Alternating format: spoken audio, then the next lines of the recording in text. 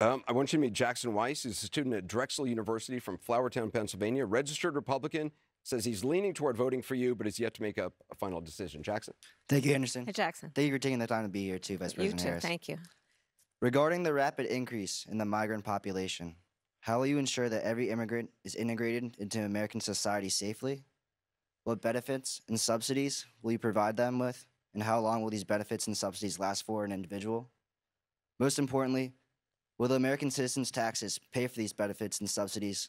And if so, how much money will be allocated? Well, thank you, Jackson. Let's start with this. America's immigration system is broken and it needs to be fixed. And it's been broken for a long time. And part of what we need to do is always prioritize what we need to do to strengthen our border. I will tell you, I'm the only person in this race among the two choices that voters have. I've personally prosecuted transnational criminal organizations in the trafficking of guns, drugs, and human beings. I have spent a significant part of my career making sure that our border is secure and that we do not allow criminals in and we don't allow that kind of trafficking to happen and come into our country. And as my opponent has proven himself, he would prefer to run on the problem instead of fix the problem.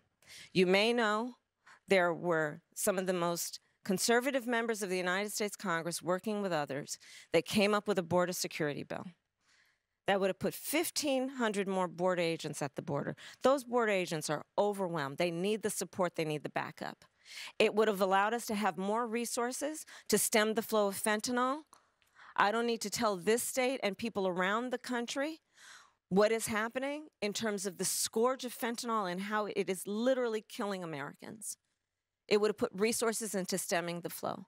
It would have given more resources to prosecute, to investigate and prosecute transnational criminal organizations. It would have done a lot of good. Donald Trump got wind of the bill and told them, don't put it forward. He killed the bill because he'd prefer to run on a problem instead of fixing a problem. We have to have a secure border, and we have to have a comprehensive pathway for citizenship. And that includes requiring people, hardworking people, to earn citizenship and do it in a comprehensive, humane, and orderly manner. Let me ask you about that. I mean, you talk about the bill that Donald Trump quashed. That was in 2024. You talk about the bill he tried to get passed in 2021. That wasn't able to get passed. 2022, 2023, there were record border crossings. Your administration took hundreds of executive actions. It didn't stem the flow. Numbers kept going up.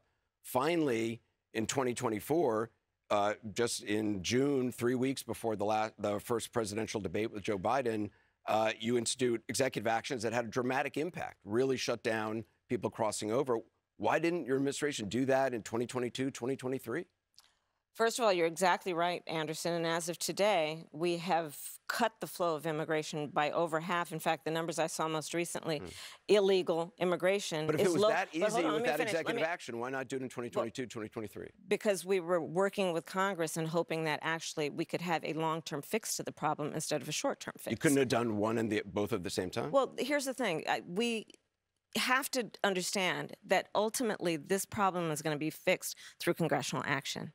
Congress has the authority and the purse. I'd hate to use D.C. terms, but literally they write the checks. Part of the issue is in order to really fix the problem at the border. I was just at the border recently talking with border agents. You know what they talk about? Yes, they are overwhelmed. They're working around the clock. And the other thing that they talk to me about, we need more judges down there to deal with asylum claims. We need more personnel down there to deal with processing. But Anderson, and that's where Congress kicks in terms of dedicating the resources to actually fixing the problem. We have dealt with it such that, to your point, we now, as of today, as of our visit, have lower undocumented immigrants and illegal immigration than Trump when he left office. That's true. But we need a permanent solution, and that requires bipartisan work. Do you wish you'd done those executive orders in 2022, 2023? I think we did the right thing, but the best thing that can happen for the American people is that we have bipartisan work happening, and I pledge to you that I will work across the aisle to fix this long-standing problem. I think the American people are demanding it on both sides of the aisle. And it's time we actually put the partisan approach to this aside. We know what can work. Well, let's talk about this compromise bill that you want to pass if you're elected. You said that's going to be a priority. It includes $650 million in funding for the border wall. That's something Republicans wanted. That was part of the compromise. Under Donald Trump, you criticized the wall more than 50 times. You called it stupid, useless, and a medieval vanity project. Is a border wall stupid? Well, let's talk about Donald Trump and that border wall. So remember, Donald Trump said Mexico would pay for it? Come on, they didn't. How much of that wall did he build? I think the last number I saw was about 2%. And then when it came time for him to do a photo op, you know where he did it? In the part of the wall that President Obama built. But you're agreeing to a bill that would earmark $650 million to continue building that wall.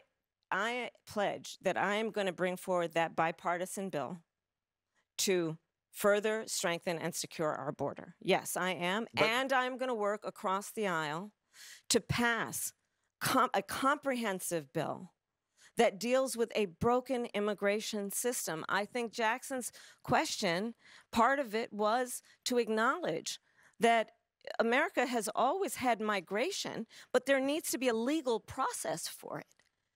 People have to earn it. Right. And that's the point that I think is the most important point that can be made, which is we need a president who is grounded in common sense and practical outcomes. Like, let's just fix this thing. Let's just fix it. Why is there any ideological perspective on this? Let's just fix the problem.